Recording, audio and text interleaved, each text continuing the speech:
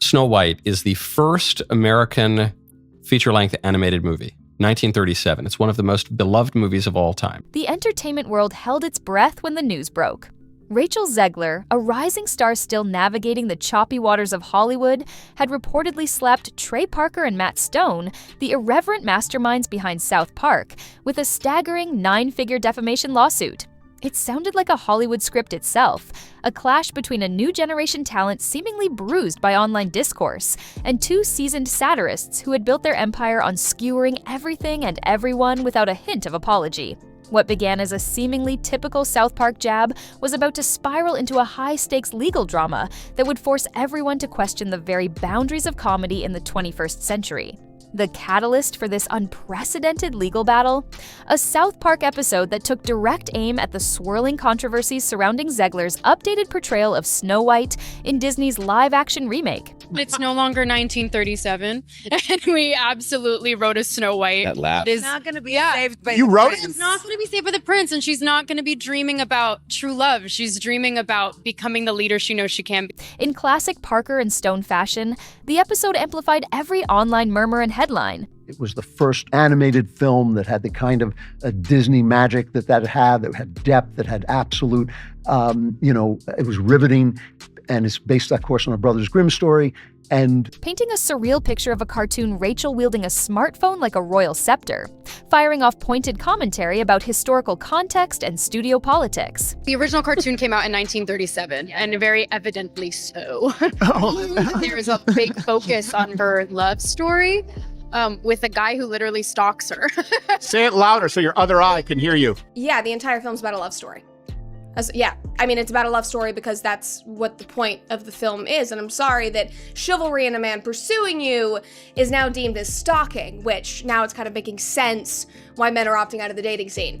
Each scene ratcheted up the caricature, culminating in a musical number that didn't hold back on poking fun at the weariness surrounding big-budget reboots, while fans of the show roared with laughter at the audacity. Even if everything worked perfectly, it would have been almost impossible for this movie to succeed, because you're comparing it to one of the most beloved films of all time and a truly groundbreaking movie. Somewhere in Los Angeles, the real-life actress watched, and the animated barbs seemed to cut deeper than anyone anticipated. You don't particularly see people who, look like me or are me playing roles like that. So it was definitely, when it got announced, He wasn't a stalker, by the way. that was trending on Twitter for days because all of the people were angry. Initial whispers suggested Zegler might brush off the mockery, another celebrity added to South Park's long list of targets.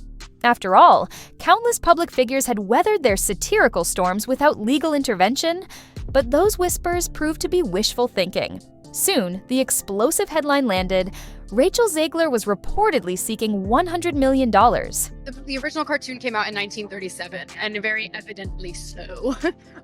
There's a big focus on her love story with a guy who literally stalks her. Claiming the South Park episode had deliberately sabotaged her career by portraying her as an entitled, out-of-touch diva, solely responsible for a supposed box office flop.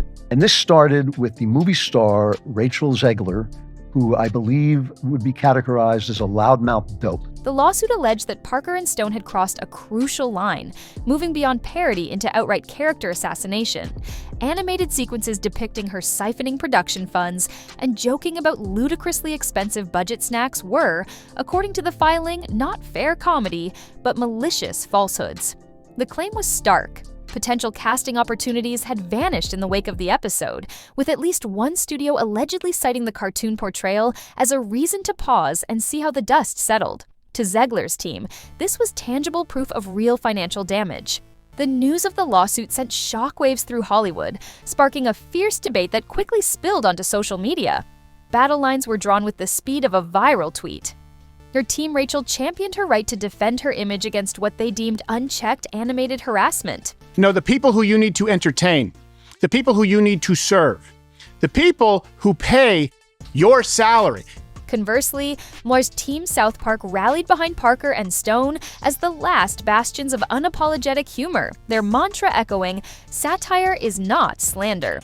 Late-night hosts mined the princess versus paper cutout war for punchlines, while legal analysts flooded cable news. dissecting the fine line between comedic exaggeration and potentially defamatory statements. It was supposed to come out like a year and a half ago, and then we went after them so hard because of their variety of ridiculous sins that they actually went into full-scale reshoots on Snow White when we announced that we had a competitor. Adding another layer of intrigue, whispers from within, Disney suggested the studio was quietly monitoring the proceedings, reportedly concerned that any courtroom revelations about Snow White's budget overruns could expose internal decisions they preferred to keep under wraps.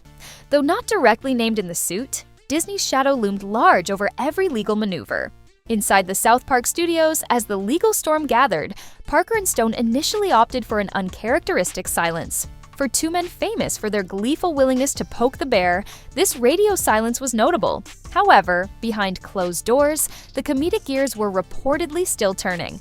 Tales emerged of puppet court sketches where animated versions of themselves testified under oath, a musical lament titled "Sue Me Gently," and even spoofs of courtroom drawings rendered by intentionally clueless artists.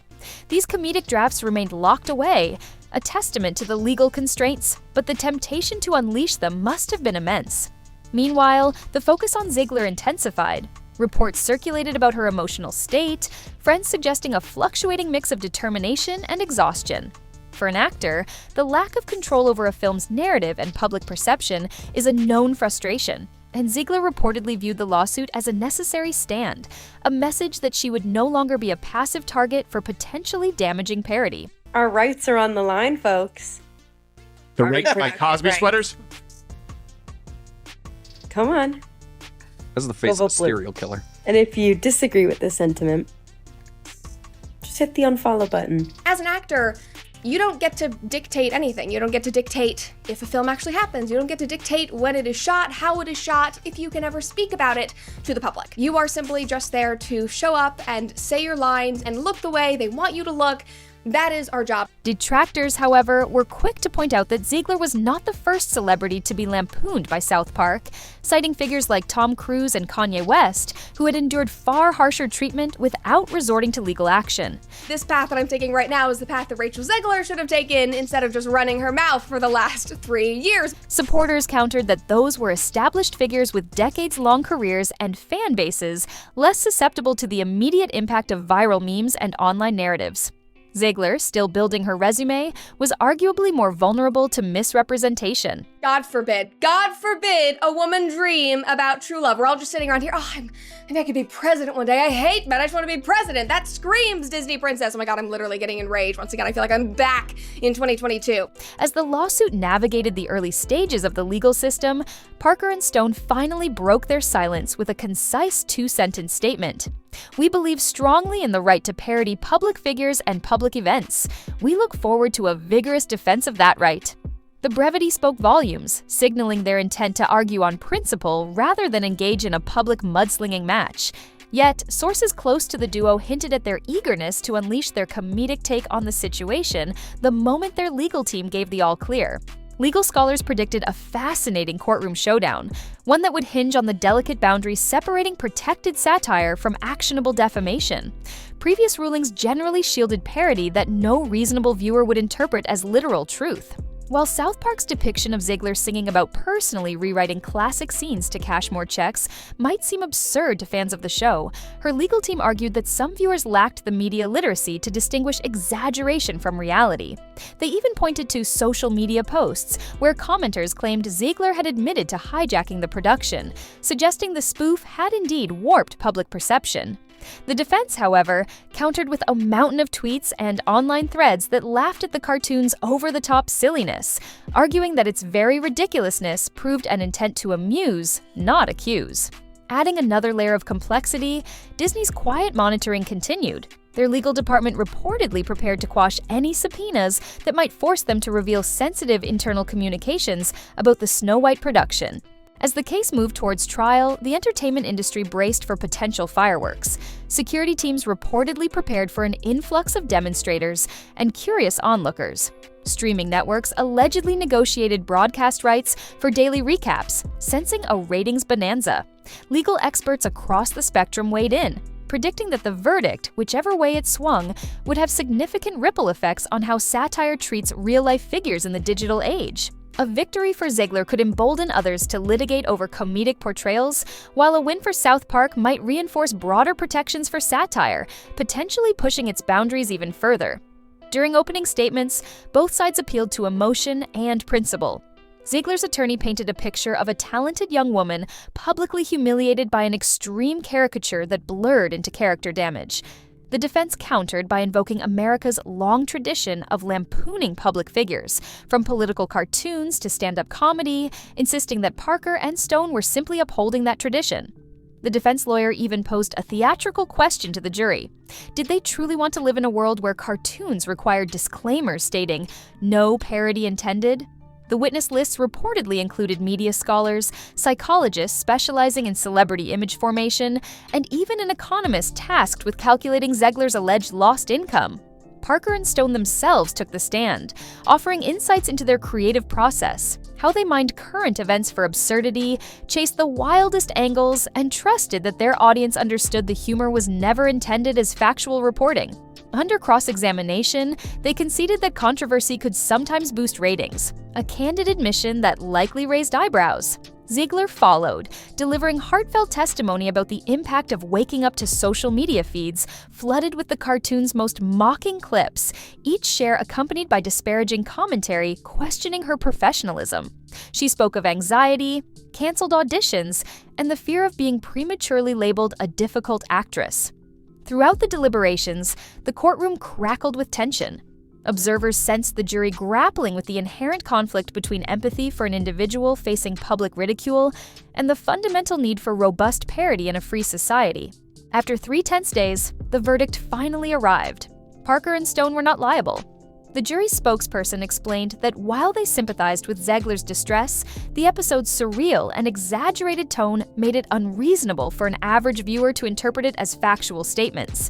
A collective exhale reportedly swept through Comedy Central's executive suites, while online commentary exploded across talk shows and news outlets. Outside the courthouse, Zegler, visibly disappointed but composed, thanked her supporters and vowed to continue advocating for respectful dialogue, expressing hope that her experience would encourage future creatives to consider the human impact of their parodies. Parker and Stone, flanked by their legal team, offered a brief, almost anticlimactic quip. "We're going back to work." They declined further questions, perhaps recognizing that any triumphal gloating could undermine what had become a nuanced debate about artistic license and personal dignity. In the weeks and months that followed, both sides moved forward, albeit with the lingering echoes of the legal battle. Zegler's independent film premiered to positive reviews, suggesting that audiences hadn't abandoned her and perhaps even gained a new layer of respect for her willingness to stand her ground. South Park aired its next episode, opening with a tongue-in-cheek dedication. "To anyone who's ever wanted to sue us, thanks for watching."